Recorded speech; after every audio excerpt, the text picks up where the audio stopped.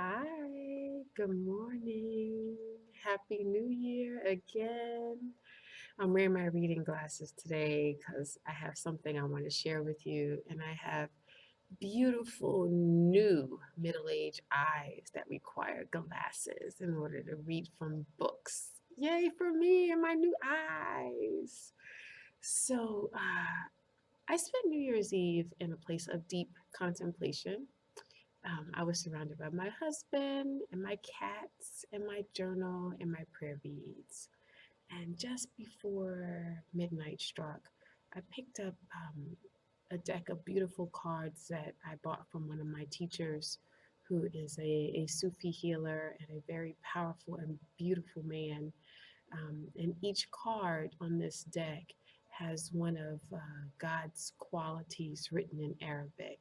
So I shuffled this deck 19 times, picked out the 19th card representing 2019, and guess what it was? It was Al Ghaffar. And Al Ghaffar is, in Arabic, it's one of God's qualities. It's the one who forgives again and again and again. So I'm noticing the lack of coincidence around the fact that I told you I was committed to making more video, and sitting by myself in deep solitude and service and surrender, and then boom, pick the card that says, "This is your mission for 2019, Sabrina." So I have this sweet, sweet book that I've been reading for the past few years. It's called The Divine Names. It's written by one of my other teachers, a woman named Fauzia.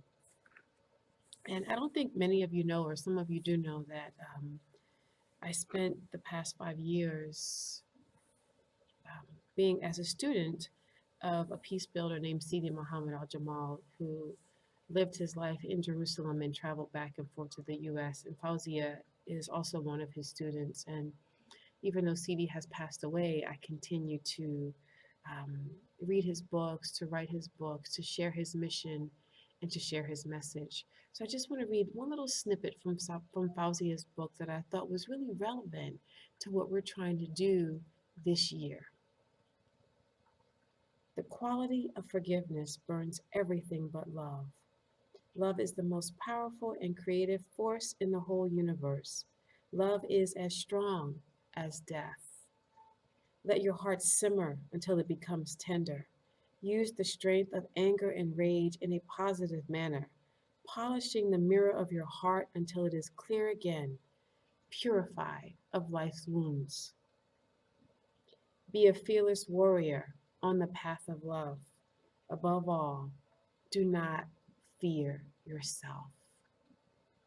And with that, I invite you to not fear any of the emotions that may show up for you while you live on this path, while you strive to be on this path.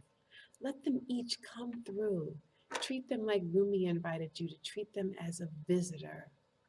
Look at them, be curious about them, and then allow the imprint of whatever pain you've experienced to slowly leave your heart. A client just left my office and she said, "How do you know when it's done?"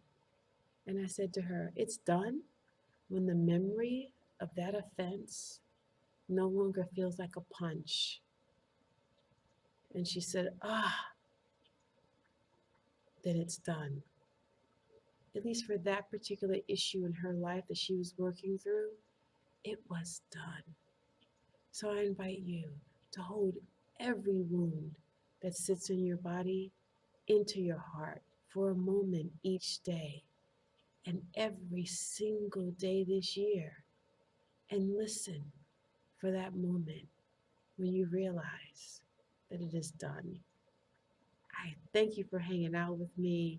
I look forward to you writing back and telling me how that experience of letting it be done works for you. And I, on this side, will be doing the exact same practice.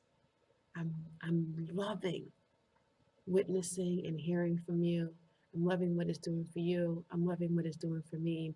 And I wish you nothing but peace and blessings every day this year. Bye.